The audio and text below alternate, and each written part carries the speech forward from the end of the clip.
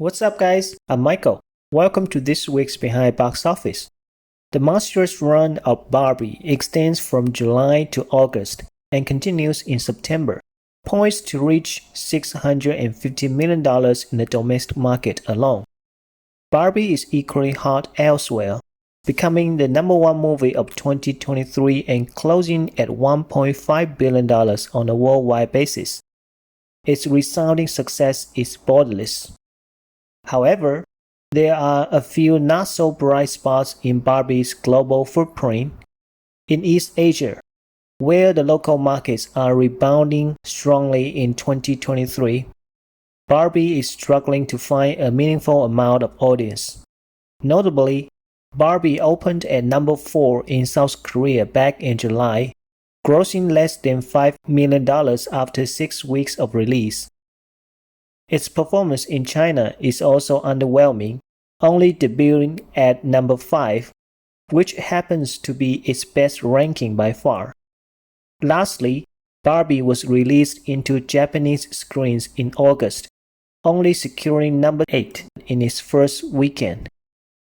It poses a stark contrast to the rest of the world.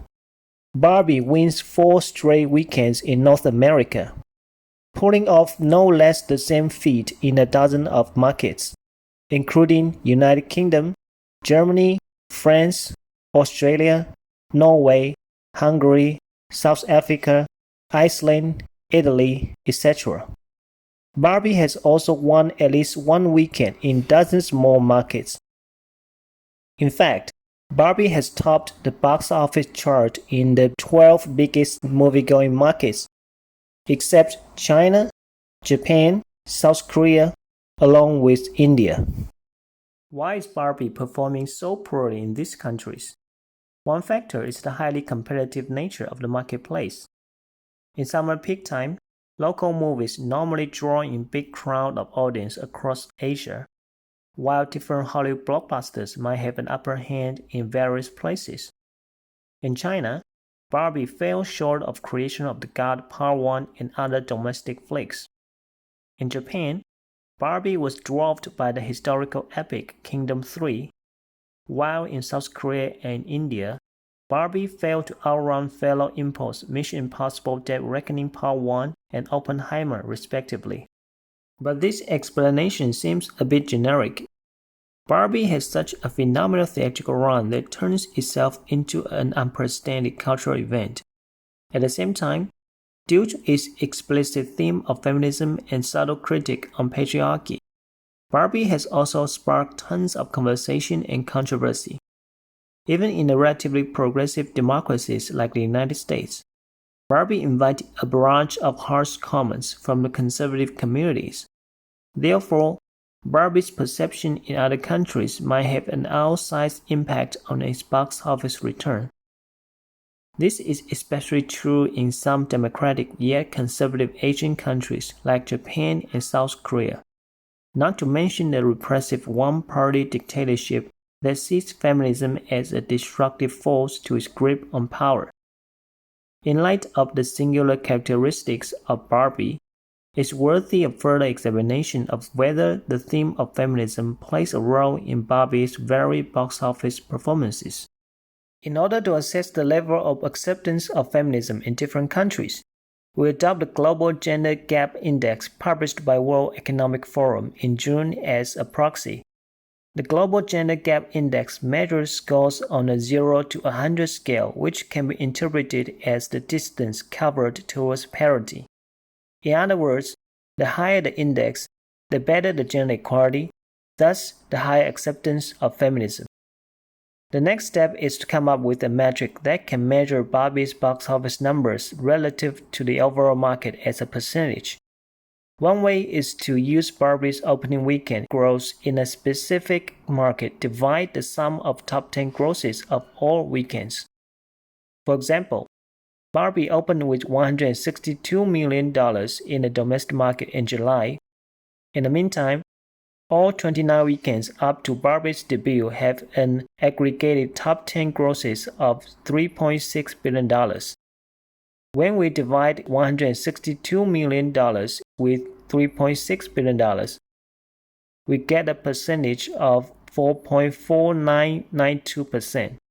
Using this method, we can develop a new metric of Barbie's relative strength in each market, which we might cite as Barbie Index. For all 27 markets with reliable box office data available, Australia has the highest Barbie Index of 7.6058%. Meanwhile, Australia ranks number 26 out of 146 countries with global gender gap index of 0.778. It means that Barbie's exceptional performance in Australia corresponds to its higher gender equality ranking. In a nutshell, there are 12 markets with a Barbie index north of 4%, all of which rank within the top 80 in the global gender gap index. On the other hand, only 3 countries have a Barbie index below 1%, being South Korea at 0.3651%, China at 0.3209%, and Japan at 0.2803%. Guess what? These 3 countries all rank in the lower end of the global gender gap index. South Korea at number 105, China at number 107, and Japan at number 125. It doesn't seem like a coincidence, does it? One hypothesis is that with a lower gender gap index, these countries have a less acceptance of feminism due to insufficient gender equality, leading to the underperformance of Barbie, which is unapologetically feminism-themed, thus the lower Barbie index. Of course, there are far more than 3 countries where Barbie performs poorly, but not all markets have reliable box office reporting, especially in South Asia and the Middle East. Still, Japan, South Korea, and China stand out in terms of their leading market size versus less than ideal gender equality as exposed by the one-of-a-kind Barbie. As Barbie keeps pushing box office boundary, it also shines on the corners where the work to achieve gender equality, the very theme of the movie, is still far from done. Okay, this is today's Behind Box Office. If you have any thought or topic that you're interested in, feel free to write in the comments. And if you like this video, please share and subscribe. See you next time.